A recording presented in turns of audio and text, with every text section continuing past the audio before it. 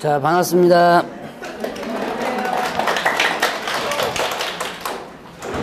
어, 5월달이 왔습니다. 자, 이제 좋은 시절 다 지났죠? 네. 이제 중개사법을 공부를 할 때가 왔습니다. 제가 1, 2월달하고 3, 4월달에 수업만 듣고 중개사법을 공부하지 말고 수업만 들으라 그랬더만 수업도 안 듣고 공부도 안 하고 그러더만요. 오늘부터는 이제 중개사법을 공부를 할 시간이 왔어요.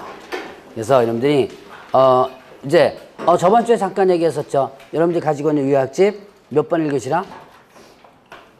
얘기하는 거 안 했나? 했던 것 같은데 진짜 안 했어요? 아니, 진짜 안 했나?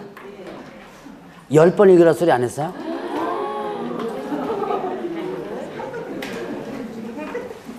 안 했구나. 다른 하고는 했는데 왜 여기는 안 했지? 엘리트만 모여서. 엘리트만 모여서? 그럴 수도 있겠다. 엘리트만 모여서. 일단 이 요약집을 여러분들이, 뭐 페이지 얼마 안 되죠? 뭐 몇 페이지 안 돼요, 이거. 이거를 몇 번 읽어라? 10번. 읽을 수 있습니다. 읽을 수 있으니까 여러분들이 충분히 읽을 수 있어요.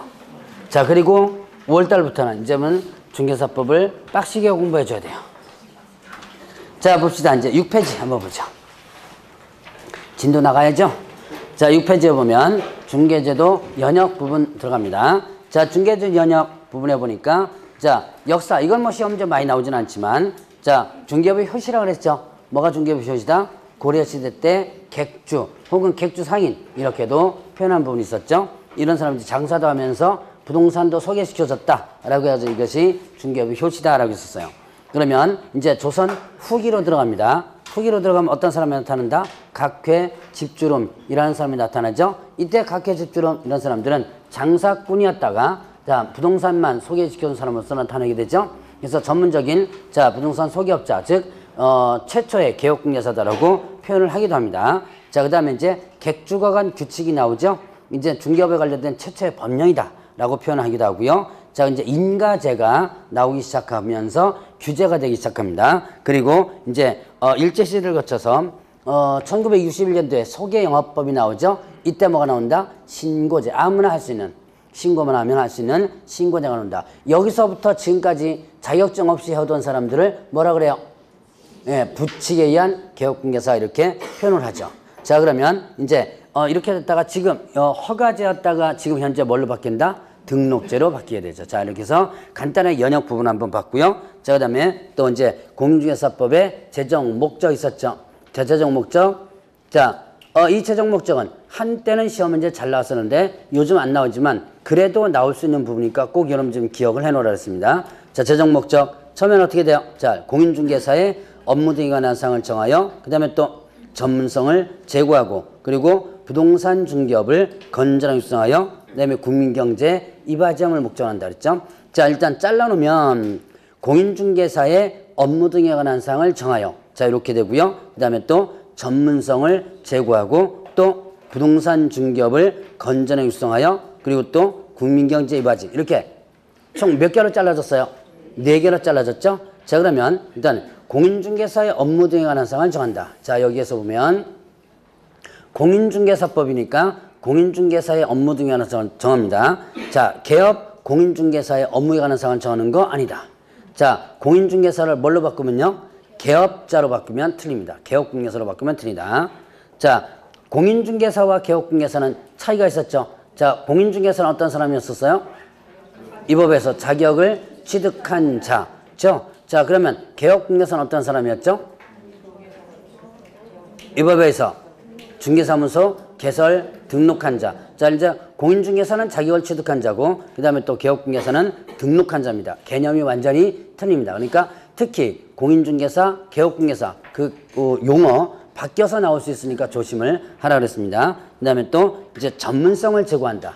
자, 요거를 공신력 제고라고 하면 틀리다라고 했었죠. 공신력 제고라고 하면 틀리다. 자, 그럼 왜 공신력이 나오느냐? 여기도 전혀 상관없는데 왜 제가 이걸 얘기하느냐면 공인중개사법에 지금 현재 여러분 배우는 법의 전신 개정되기 전에는 공신력 제고라고 나왔었어요. 제 목적에. 그러니까 옛날에는 뭐가 중요했다? 자, 공신력이 중요했죠? 옛날에 공신력이 없었다 그랬죠? 그래서 여러분들이 부동산 중개 쪽 나오면 뭐가 생각나요? 투기, 사기꾼 뭐 이런 것만 생각나죠? 그래서 공신력이 상당히 떨어졌었다. 그래서 옛날 법에서는 공신력 제고가 나왔었어요. 그런데 이제 지금은 어떻다?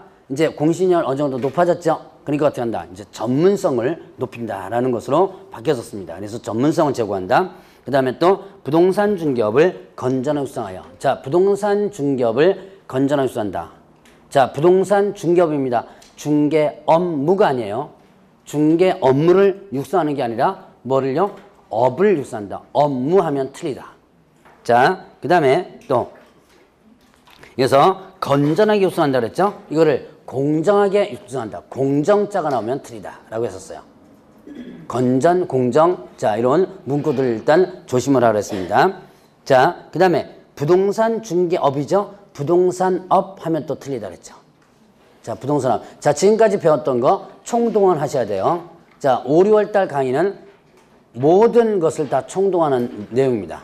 그렇기 때문에 자, 진도 순서별로 나가는 게 아니에요. 이쪽 저쪽 거 막 끌어올 겁니다 아마. 자, 그러면 이제 또 국민경제 이바지함을 목적으로 한다 그랬죠? 국민경제 이바지 이거를 국민의 재산권 보호 이런 식으로 하면 틀리다 그랬죠. 자, 그래서 그런 그 틀린 부분들 여러분들 좀 기억을 해 놓으셔야지만 되고요. 자, 그러면 이제 이런 재정 목적들 한번 봤고, 그 다음에 거기 알아두기 부분에서 보니까 공인중개사법의 성격 부분이 나오죠. 공인중개사법은 부동산 중개에 있어서는 일반법 혹은 기본법적인 성격이다. 자, 부동산 중개는, 자, 공인중개사법을 여러분들이 배우는 거죠. 공인중개사법은 부동산 중개에서 일반법이다. 즉, 이거 뭐다? 자, 부동산 중개는 일반적, 즉, 기본적으로 무슨 법이 적용된다? 공인중개사법. 자, 부동산 중개 관련해서는 부동산 등기법 적용되는 거 아니란 얘기예요. 국토개혁법 적용되는 게 아니란 얘기예요. 그러니까 부동산 중개에서는 기본적으로 뭐가? 공인중개사법이 적용된다. 그래서 기본법은 일반법이다. 이렇게 표현합니다. 자, 그 다음에 민법과 상법에 있어서는 특별법적인 성격이라 그랬죠. 딱 한 번 시험 문제 나왔던 적이 있었습니다. 자, 그러면 이게 뭐냐? 부동산 중개는 민사관계죠. 네, 민사관계니까 어떻게 돼요? 자, 민사관계의 기본법이 뭐예요? 민사관계 기본법은 민법이죠. 그러면 부동산 중개는 민법에 적용돼야 되는데 특별한 법이 만들어져 있죠? 무슨 법이에요? 공인중개사법. 만들어져 있죠? 자, 공인중개사법 만들어졌으니까 공인중개사법이 먼저 적용되고 관련 규정이 없을 때 뭐가? 민법이 적용된다는 얘기예요. 자, 그 다음에 상법에 있어서도 특별법적인 성격이다. 자, 상법과 관련된 부분. 상법하면 여러분들이 뭐예요? 장사와 관련된 부분이죠. 자, 그럼 이제 중개와 관련해서 장사가 나옵니다. 뭐예요? 중개업. 중개업이란 일단 용어전이 조금 있다가 있지만 다른 사람의 의뢰에 의하여 일정한 보수를 받고 그 다음에 또 중개를 업을 하는 것. 이 업에는 뭐가 있었다 그랬어요? 업에는 일단 여러분들이 장사는 거라 그랬죠. 예, 계속적, 반복적 뭐 있어야 되고 뭐 이런 거 있었죠. 자, 그럼 장사의 기본법은 뭐다? 장사하는데 기본법은 상법이죠. 그런데 상법이 자 일단 중개 부동산 중개업을 할 때는 상법이 우선 적용되지 않고 무슨 법? 공인중개사법이 먼저 적용되고 관련 규정이 없을 때 상법이 적용된다는 얘기예요. 그래서 상법의 특별법적인 성격이 생각보다 상당히 많아요. 중개사법에는 가장 대표적인 게 뭐냐면 법인의 등록 기준입니다. 자, 그럼 이제 법인의 등록 기준 한번 기억해 보시죠. 일단 무슨 회사? 갑자기 이거 다음 주에 배울 건데요. 자, 이제는 다음 주에 배울 거 이런 거 없어요. 자, 상법상 회사 또는 상법상 회사 또는 협동조합 기본법상 협동조합이죠. 자, 이제 등록 기준 한번 보겠습니다. 상법상 회사 또는 협동조합법상의 협동조합. 단 뭐는 안 돼요? 사회적 협동조합 제외한다 그랬죠? 자, 그러면서 잡은 거 얼마였죠? 5천만 원 이상 있어야지만 되고 그 다음에 또 14조에 규정된 업무만을 영위할 목적으로 설립하라 그랬죠. 이때 이거는 14조에 규정된 업무만을 영위할 목적으로 설립하라. 이거는 겸업을 금지하는 거다, 제한하는 거다? 네, 제한하는 거였죠. 자, 위반하면 어떻게 됐죠? 위반하면, 자, 14조 규정된 업무 외 업무를 했다 그러면 등록이 취소될 수 있다. 즉, 상대 등록 취소. 사유가 됩니다. 자, 상대 등록 취소. 상대 등록 취소는 또 어디에 해당된다 그랬고요? 업무 정지. 이렇게 됐죠. 자, 그 다음에 세 번째는 대표자는 공인중개사 이해되고 대표자를 제외한 사원 또는 얼마가? 네, 3분의 1 이상이 공인중개사여야 된다 그랬죠. 자, 그 다음에 또 사원임원, 대표자, 분사업 책임자 모두 뭘 받아라? 실무 교육 받아라. 그 다음에 또 중개사무소 갖추라 그랬죠. 중개사무소는 자, 일단 생각해 보세요. 뭐 쓰려고 그러지 말고 어차피 다음 주에 나오는 거니까. 자, 일단 실무교육고 중개사무소 갖추라 그랬죠. 어디에 기재된 건물? 건축물 대장에 기재된 건물. 자, 어디 안 된다 그랬는데요? 네, 가설 건축물 대장 안 된다 그랬죠. 건축물 대장 기재가 안 돼도 된다 그랬죠. 어떤 경우에요?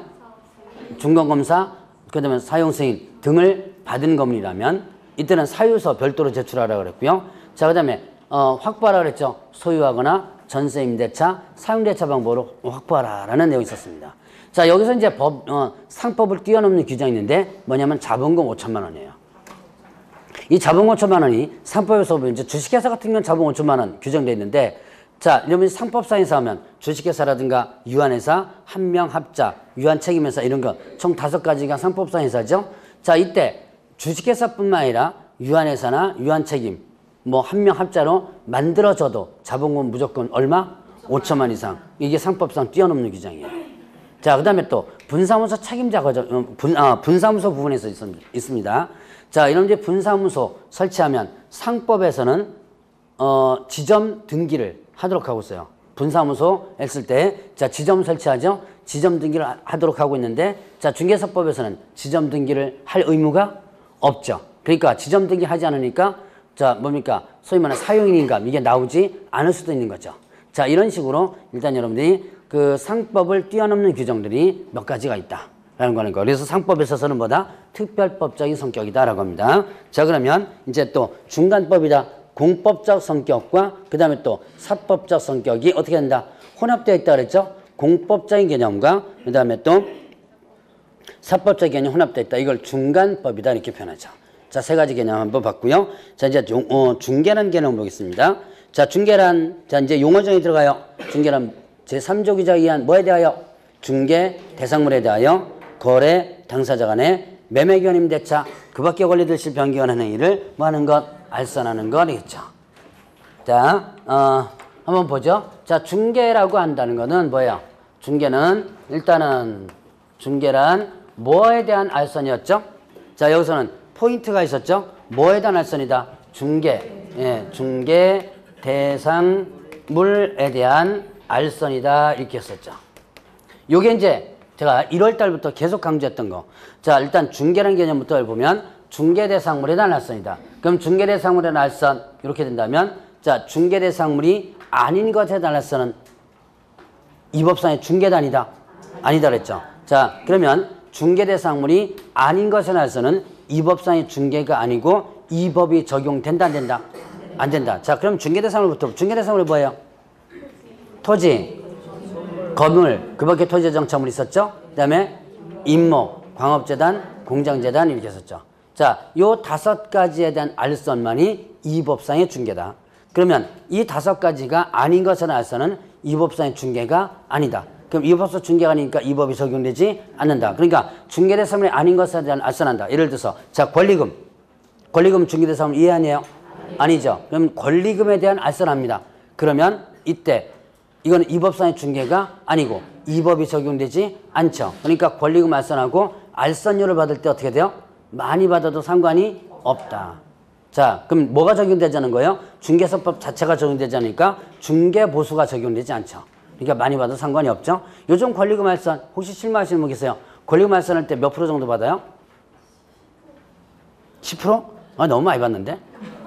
보통 5% 정도 받더라고요, 보니까. 근데 제가 아마 언젠가 얘기했을 거예요, 아마.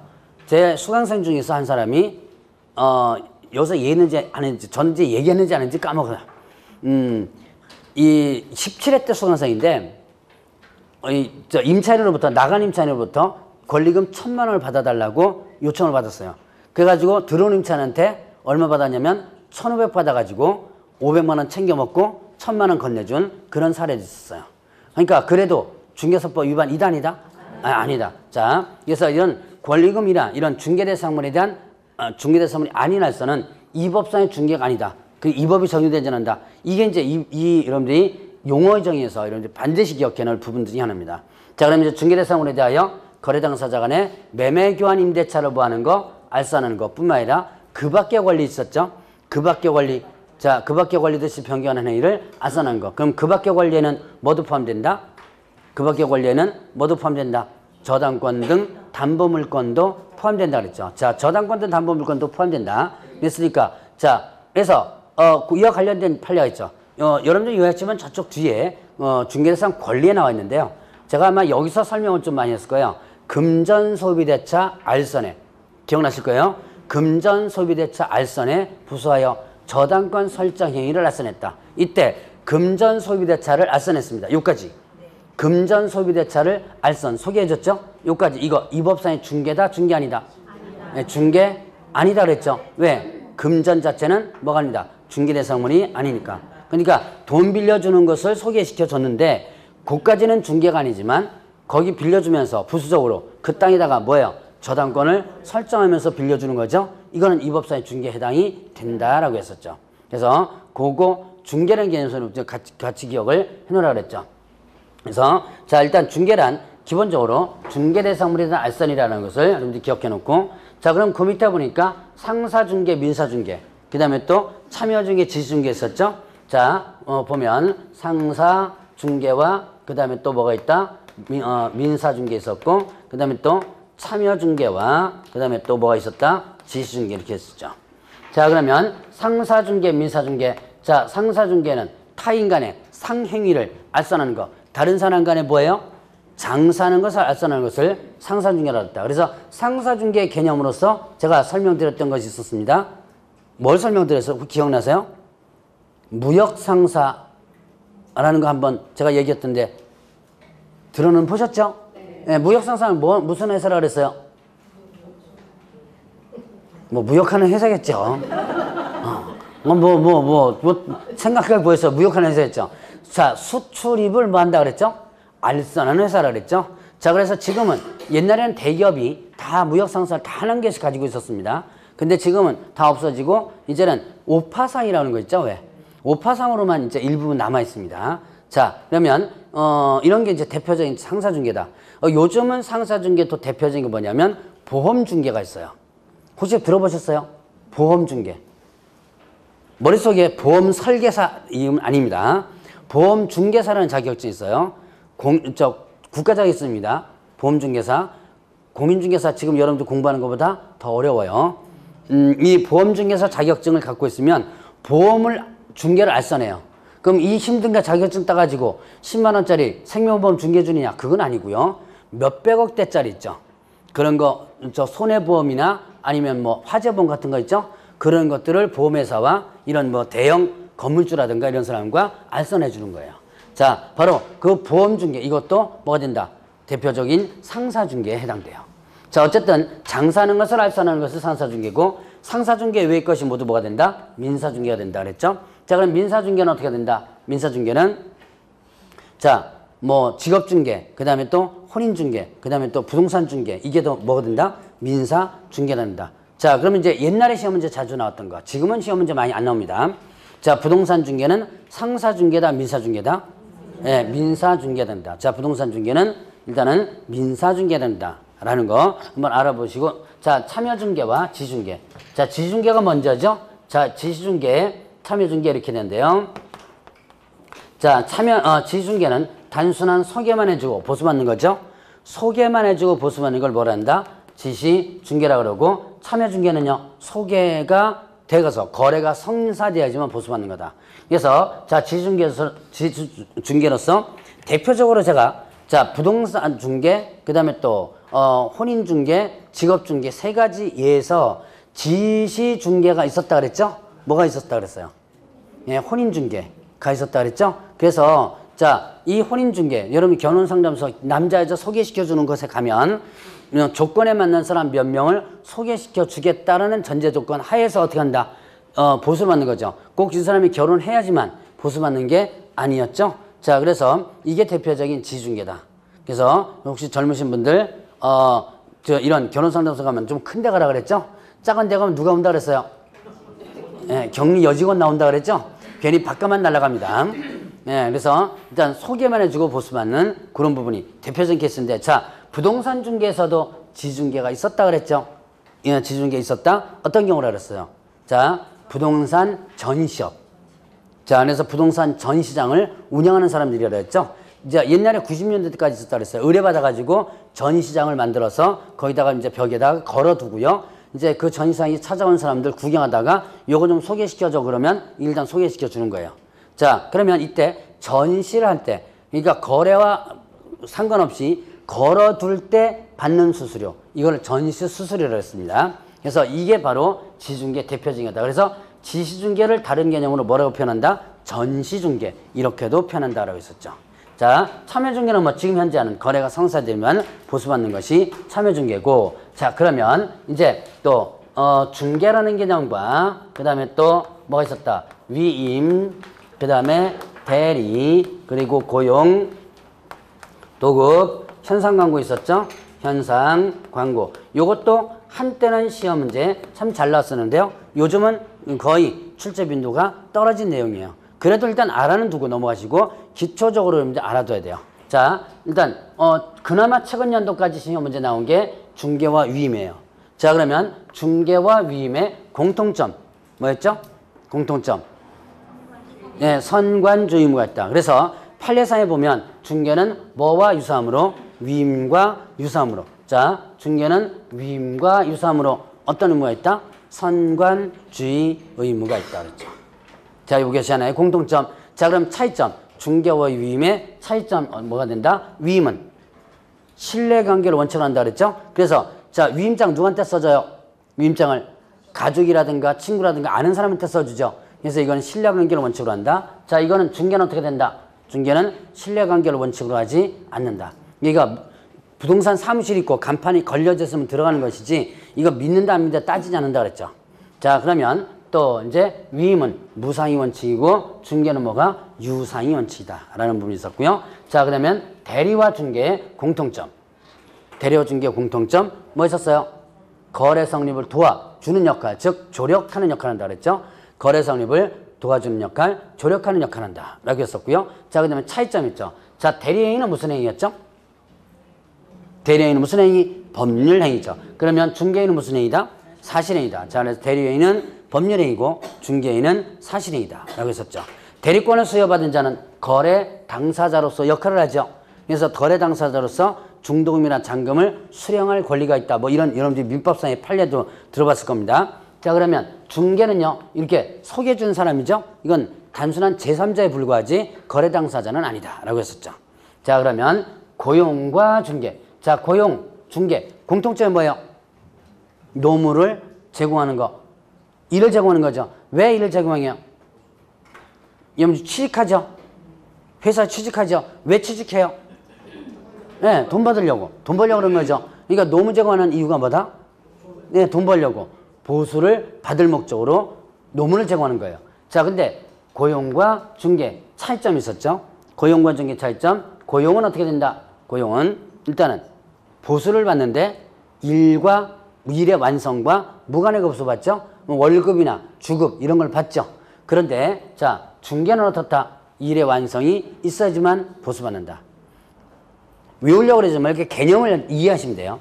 자, 그 다음에 고용은요, 지시를 받죠. 윗사람의 지시를 받는데 중개는 지시를 받지 않죠. 이거 1억에 팔아줘. 그럼 끝이에요.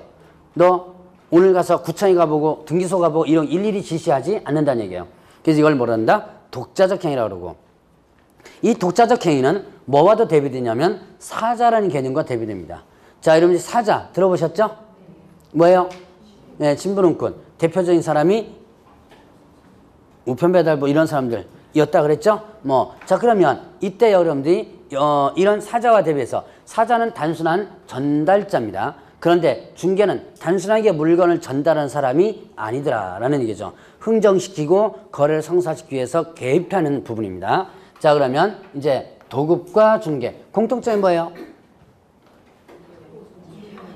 네, 일의 완성이 있어야지만 보수받는다. 도급이라는 게 일 받아가지고 하는 거죠. 제가 뭡니까? 인형에 눈알 붙이는 거 한번 얘기했을 거예요. 기억나실 거예요. 그 인형에 눈알 붙이는 거 한번 잘 한번 생각해 보시기 바랍니다. 자, 그러면 이때 도급과 중개의 공통점마다 일의 완성이 있어. 일 끝나야지만 보수받는 게 공통점이다. 자, 차이점. 도급 관계에서는 자, 일 주는 도급인이 있고 일 받는 수급인이 있었죠. 자, 그러면 수급인은 어떤 의무가 있다? 일의 완성 의무가 있다. 일의 완성 의무가 있죠? 자, 그럼 일의 완성했으면 도급인은 어떻게 돼요? 받아야지만 되죠? 얘는 뭐다? 수령 의무가 있다 그랬죠. 얘는 일의 완성 의무가 있고 얘는 수령 의무가 있다. 자, 그러면 이때 수급인 성격 갖는 사람 중개사 누구예요? 자, 개업 공인중개사고 그 다음에 또 도급인 성격 갖는 사람 누구다? 의뢰인이죠. 자, 보면 개업중개사는요. 일의 완성 의무? 일의 완성 의무 있어 없어요? 없다 그랬죠. 자, 의뢰받았습니다. 팔아줘. 의뢰받았어요. 돈 벌기 싫으면 서랍속에 처박아놓고 일단 안 해도 되죠. 돈 벌기 싫으면 안 해도 되는 거예요. 반드시 중개를 할 의무가 없습니다. 자, 그 다음에 의뢰인은 수령 의무가 없다 그랬어요. 수령 의무가 없다는 얘기는 무슨 뜻이냐? A와 B를 얘가 소개시켜줬는데 얘가 자, A와 B가 거래할 의무가 없는 거죠. 자, 그 다음에 도급관계에서는 하자가 발생하면 어떻게 한다? 대금 감액을 청구할 수 있다라고 했었죠. 대금 감액을 청구할 수 있다. 자, 그런데 중개는 어떻게 돼요? 중개는 하자가 발생했습니다. 대금 감액 나 반만 줘 할 수 있어 없어요? 자, 개업공개사의 고의고발실로 거래계약이 어떻게 된다? 무효, 취소, 해제됩니다. 그럼 어떻게 돼요? 아예 보수받지 못하죠. 자, 그런 차이점들 있고요. 자, 이제 현상광고와 그 다음에 중개 공통점이 뭐예요? 현상광고 중개 공통점. 예, 일의 완성이 있어야지만 보수받는다. 자, 그러면 현상광고와 중개 차이점. 자, 청약의 차이점이 있었죠? 현상광고는 청약을 누구한테 한다? 제가 현상광고 뭘 얘기했었죠?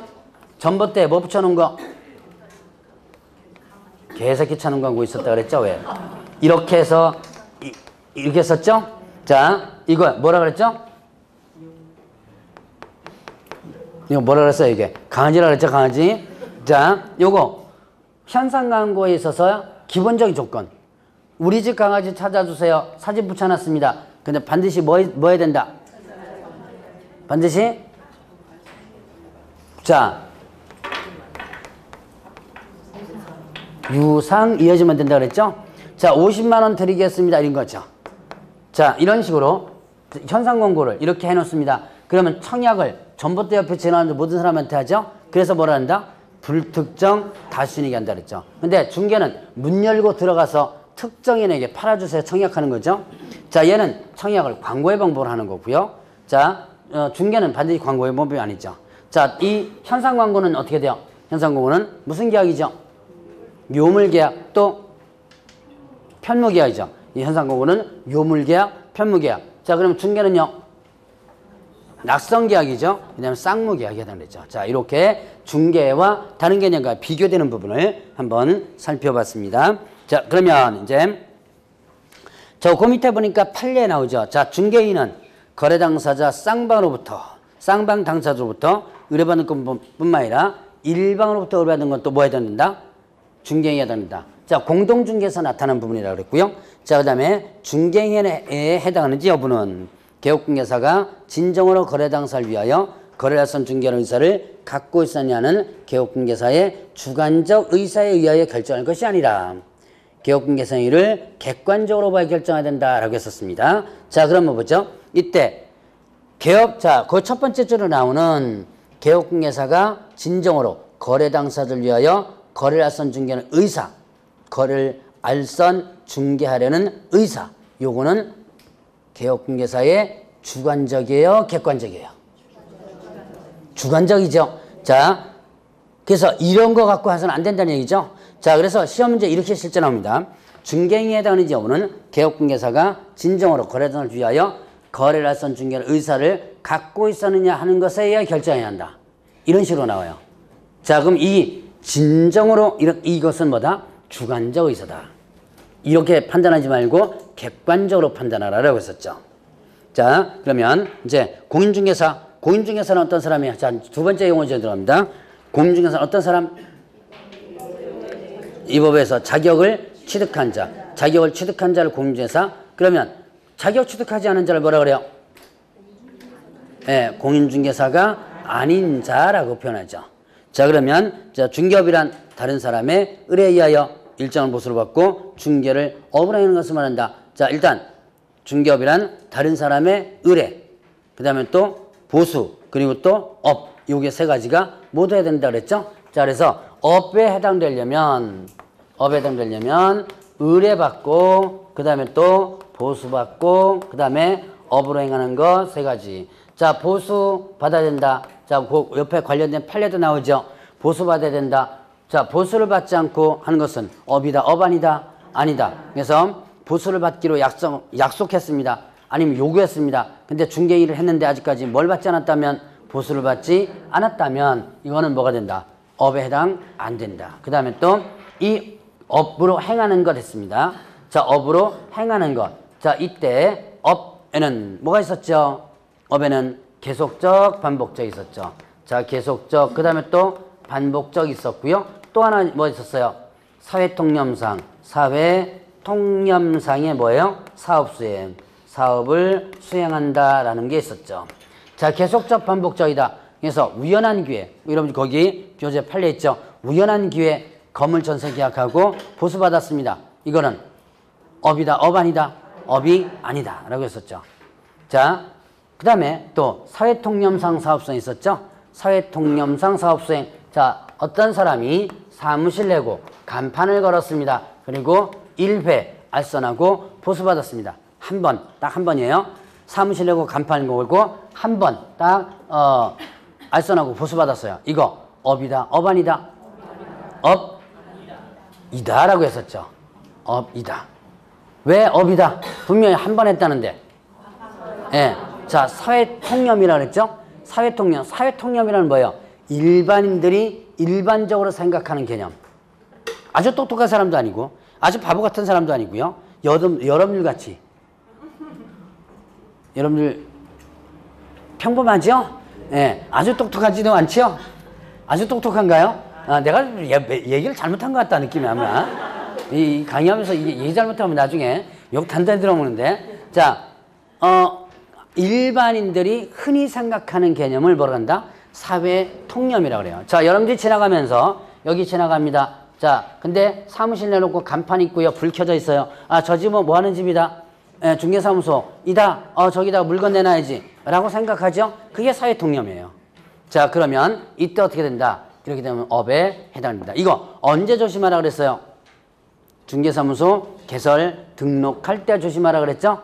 등록할 때, 자, 사무실 내고 간판 걸고 등록 신청합니다. 아직까지 등록 통지가 안 됐죠? 그런데 이렇게 거래성수 보수를 받았다면 이건 뭐에 해당된다?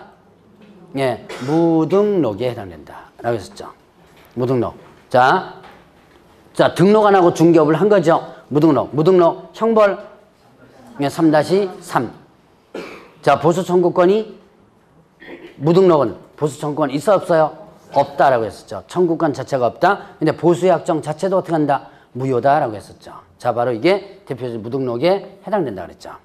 자, 그래서 여러분들이 이런 부분들. 자, 그래서 업에는 의뢰받고 보수받고 업해야 된다라고 하는 부분이 있고요. 자, 그럼 여러분들 거기 판례 이미 다 설명드렸었죠.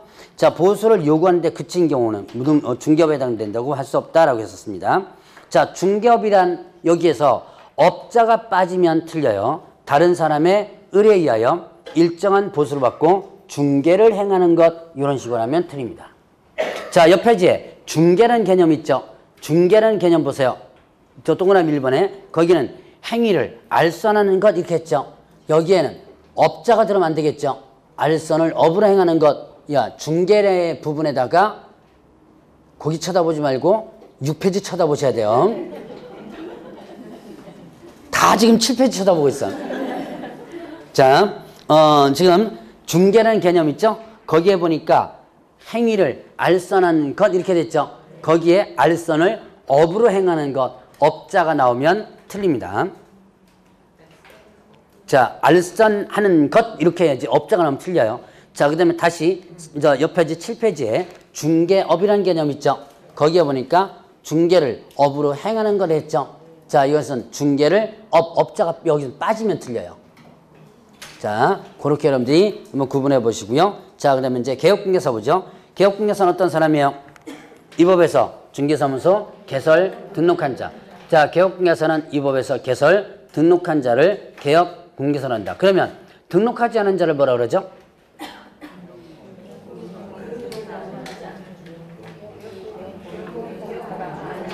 그렇죠. 그렇게 얘기하죠. 자, 등록하지 않은 자를 부른다. 개업 공인중개사가 아닌 자라고 얘기해 나와야죠. 자, 그러면 일단은 개업공개사에는 일반법인과 특수법인이 있습니다. 일반법인은 등록기준 갖춰서 등록한 법인을 뭐라 한다? 일반법인이라고 그러죠. 자, 그럼 등록기준 아까 잠깐 했지만 다시 한번 봅니다. 시험 문제 자주 나오는 거예요. 법인의 등록기준 무슨 회사였죠? 상법상 회사 또는 협동조합 기본법상의 협동조합이었죠. 그 다음에 사회적 협동조합 제외하고 자본금 얼마? 5천만 원 이상. 그 다음에 14조에 규정된 업무만을 영위할 목적으로 설립하라라고 했었죠. 자, 겸업을 뭐 하는 거? 제한하는 거. 그 다음에 또 세 번째는요. 대표자는 공인중개사 이해되고 대표자를 제외한 사원 또는 임원의 3분의 1 이상이 공인중개사야 된다 그랬죠. 자, 그 다음에 사원임원 전체 대표자까지 그 다음에 또 분사무소 둘 때 분사무소 책임자까지 뭘 받아라? 실무교육. 등록 신청일 전 1년 이내 실무교육 받아라 그랬고 그 다음에 중개사무소 갖추라 그랬죠. 중개사무소는 어디에 기재된 건물? 건축물 대장에 기재된 건물. 자, 어디는 안 돼요? 가설건축물 대장 안 된다 그랬고요. 자, 확보한다. 소유하거나 전세 임대차 사용대차 방법으로 확보한다. 자, 이런 것들 이 등록 기준입니다. 이 기준에 맞추어서 등록한 법인을 일반 법인이라고 그래요. 그럼 특수법인은 어떤 법인이다? 다른 법률에 의해서 중개업을 할 수 있는 법인. 자, 다른 법률에서 중개업을 할 수 있는 법인 뭐가 있었다?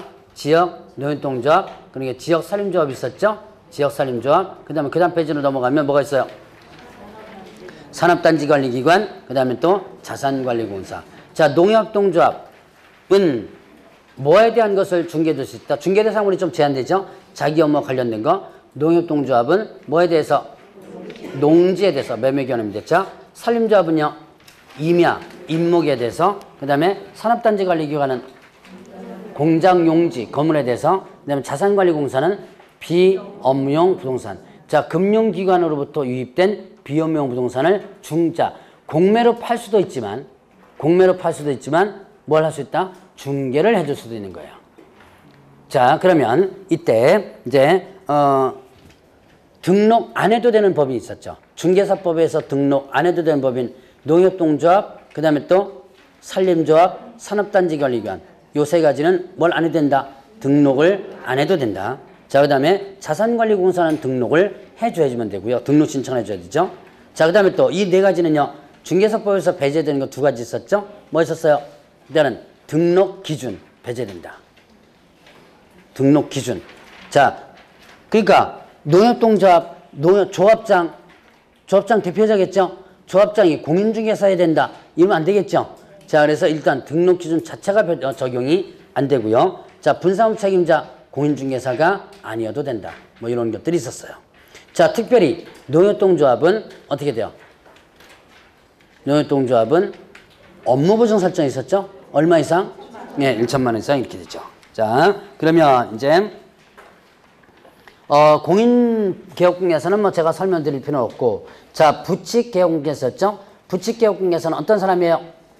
자격증 없지만 옛날부터 중개업을 소개영업 시절부터 해왔던 사람들을 뭐라 한다? 부칙에 의한 개업공개사다라고 했었죠. 자, 그러면 이 부칙개업공개사는 공인중개사 자격증이 없다. 신규로 등록할 수 없다. 점차 소멸하는 사람이라 그랬죠. 자, 그러면 이 부칙개업공개사는 자격증이 없기 때문에 일단은 이 법에서 몇 가지 제한되는 부분이 있었죠. 자, 일단 부칙개업공개사는 업무지역이 어떻게 되죠? 사무소 소재지 어디로요? 특광도. 사무소 소재지 특별시 광역시도.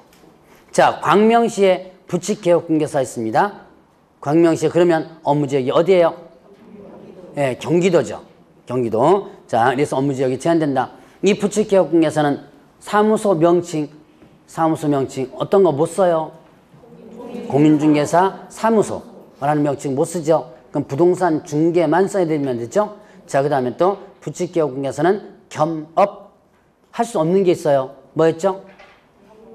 예, 경매, 공매, 부동산에 대한 권리분석 취득과 선 대리 업무를 할 수 없다. 그래서 문제 이렇게 나옵니다. 모든 개업공개사는 경매, 공매 업무를 할 수 있다. 맞아요? 틀려요?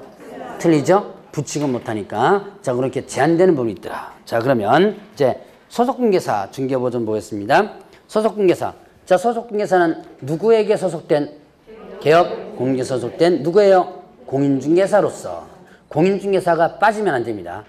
빠지면 틀려요. 공인중개사로서. 자, 그 다음에 누구까지 포함합니까?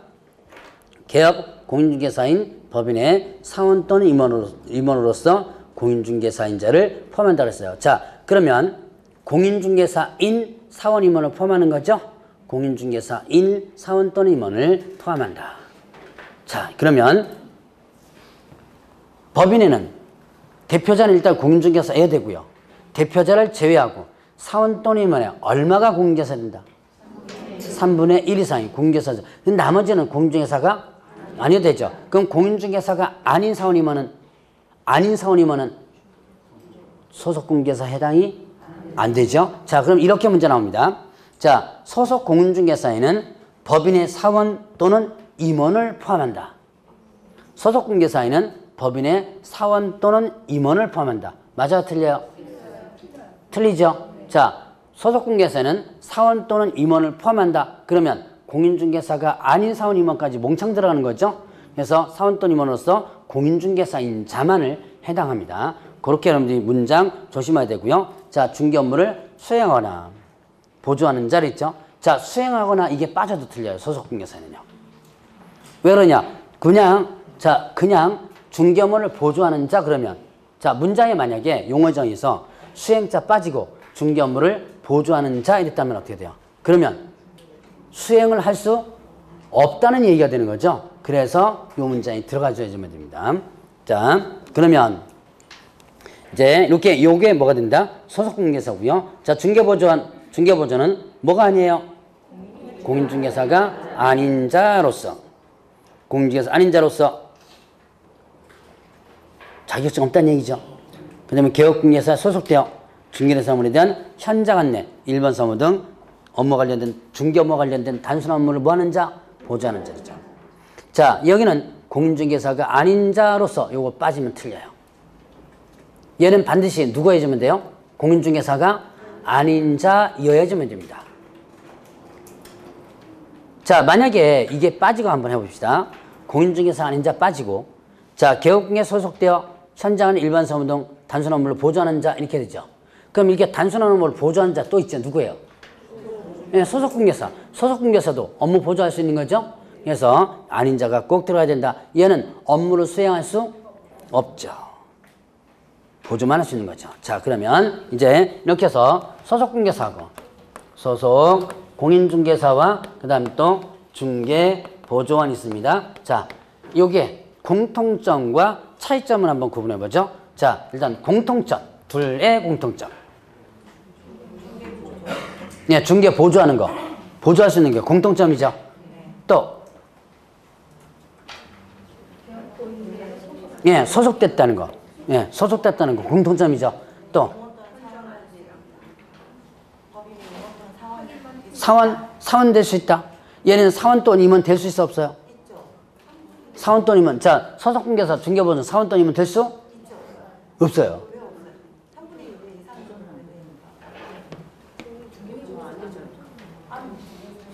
이중소속이 금지되죠. 자, 이중소속이 금지되죠? 그러니까 중개보조원이나 소속공개사는 뭐가 되는 거? 사원 또는 임원 자체가 될 수 없죠. 사원 또는 임원은 누구예요? 경영진이죠. 분리시키라 그랬죠? 헷갈려요? 그거는 그거는 공인중개사 2단이라를 분리시키는 거고, 자, 여기는 이게는 누구예요, 지금? 고용인들이죠. 자, 소속중개사, 얘는 소속된 누구예요? 고용인입니다, 고용인. 사원 또는 임원은 누구죠? 제가 사원 또는 임원은 항상 머릿속에 뭘 받고 있으라 그랬어요? 경영진이다. 자, 근데 이제 소속공제사에다가 경영진은 사원 또는 공인중개 사원 또는 임원을 집어넣은 이유는 업무 영역을 표시하기 위해서고요. 그러니까 공인중개사인 사원 임원은 중개업무를 수행할 수 있고 공인중개사가 아닌 사원 임원은 수행할 수 없다. 요걸 구분하기 위해서 여기다 집어넣은 거고, 자, 얘네들 일반적으로 고용인입니다. 고용인이고 사원 또는 임원은 경영진이에요. 별도로 분리시켜야 돼요. 자, 그럼 일단 얘네들, 자, 또 공통점. 갑자기 또 생각이 안 나죠. 자, 지금까지 배웠던 거 총동원. 현장 안내. 예, 다 할 수 있죠? 그건 이제 아까 했던 거 답이 나와요. 중개 보조에 보조할 수 있는 부분이 다 나오죠. 현장 안내 이거 다 보조죠?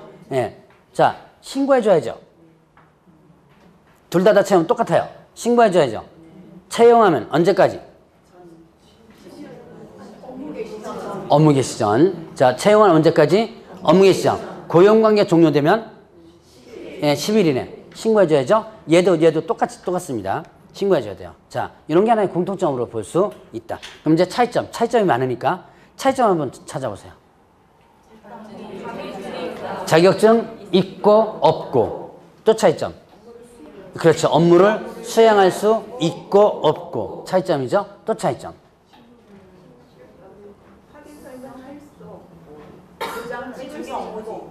이제 확인 설명은 업무 수행에 들어갑니다. 자, 인장 이제 이거 있죠?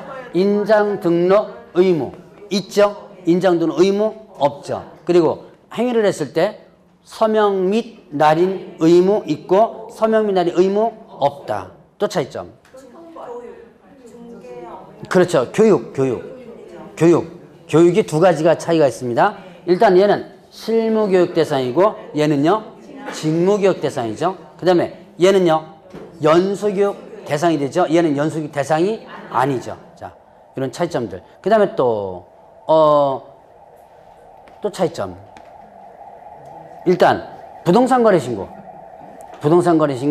대행해서 할 수 있죠. 얘는 대행해서 할 수 없죠. 자, 이런 것만 가지고도 문제 나올 수 있죠. 제가 문제 만들어 3문제를 만들어낼 수 있습니다. 이거 갖고. 그래서 자, 이런 차이점들을 한번 실제로 나왔었어요. 이건 두 개의 차이점을 구분해 가지고. 자, 그러면 좀 쉬었다가 정책심의위원회 보도록 하겠습니다.